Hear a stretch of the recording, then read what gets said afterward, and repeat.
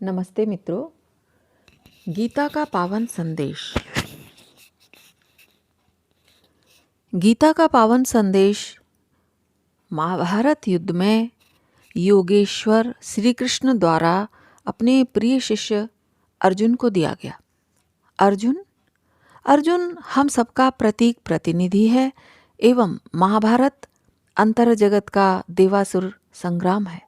हमारे ही अंदर पांडव और कौरव हैं तथा योगेश्वर की परब्रह्म रूपी सत्ता भी हमारे अपने ही अंदर है।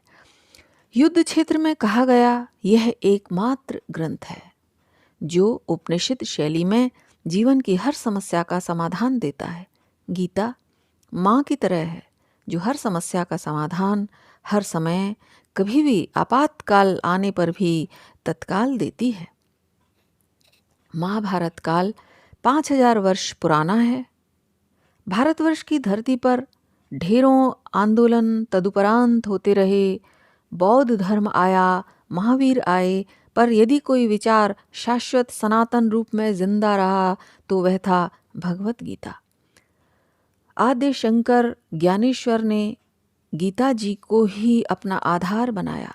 गीता एक सामान्य ग्रंथ नहीं है, भगवान श्री कृष्ण का शब्द रूप है, उनकी शब्द मूर्ति है, ज्ञान का अथाह सागर है।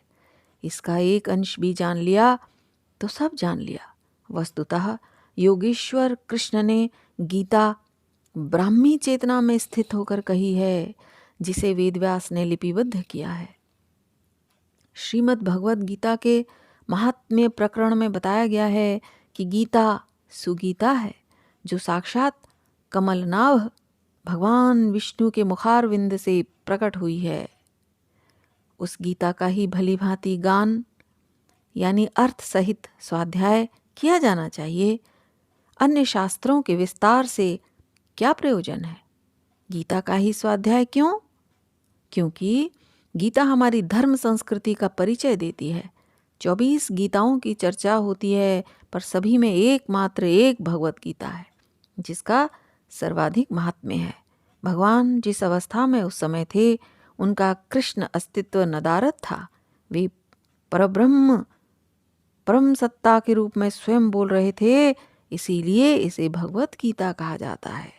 व्यास ने स्वयं इस सत्य का दर्शन किया और महाकाल की इस वाणी को हम सब के लिए प्रकट कर दिया। अर्जुन निमित्त बन गया है।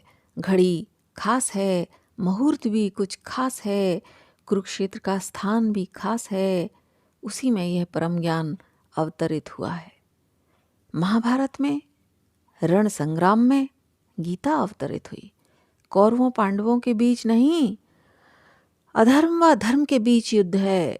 अधर्म यानी आसक्ति, अहंता, तृष्णा, द्वेष, क्रूरता, आसुरी संपदाओं का बाहुल्य। धर्म अर्थात अनासक्ति, ईश्वर परायणता, भगवान के हाथ का उपकरण बनकर औरों के लिए, औरों के हित जीना। गीता बहुत सारे कर्मकांडों की बात नहीं कहती, त्रिगुणों से परे जाकर त्रिगुणातीत बनने की बात कहती है।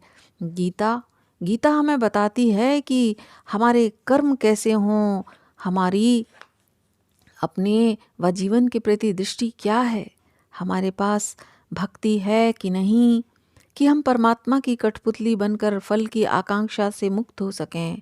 हमारे पास विवेक है कि नहीं, ज्ञान जीवन में फलित हुआ कि नहीं, हमारे तौर तरीके क्या हों ताकि हम परिष्कृत दृष्टिकोण को जीवन में उतार सकें।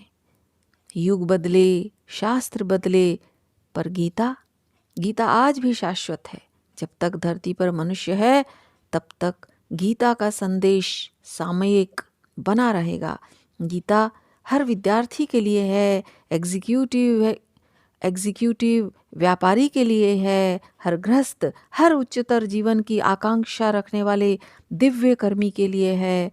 कर्म करने की कुशलता, समत्व व असंग के साथ हमारे जीवन में आ सके तो ही गीता जयंती पर्व को मनाने की सार्थकता है। यह युग्मवाण योजना पत्रिका से लिया गया विषय है मित्रों, और इस पत्रिका में प्रकाशित सभी सामग्री युग निर्माण मिशन, गायत्री परिवार, अखंड ज्योति, शांति कुंज के संस्थापक संरक्षक, चारों वेद, 108 उपनिषद, 6 दर्शन, स्मृतियों, 18 पुराणों के भाष्यकार, 3200 पुस्तकों के लेखक, प्रतिबंधित गायत्री यज्ञ को सर्वसुलभ कराने वाले महान स्वतंत्रता सेनानी, राष्ट्र संत, वेदमूर्ति, तपोनिष्ठ युग दृष्टा पंडित श्री राम शर्मा आचार्य एवं शक्ति स्वरूपा वंदनीय माता भगवती देवी शर्मा के विचार, साहित्य एवं दर्शन पर आधारित और संपादित है यह युग निर्माण योजना पत्रिका। मित्रों, इसमें सारे विचार पंडित श्री राम शर्मा आचार्य जी के थे। बस मेरी आवाज़ थी, यानी डॉक्टर मंजू शर्मा महापात्र की। प्रणाम।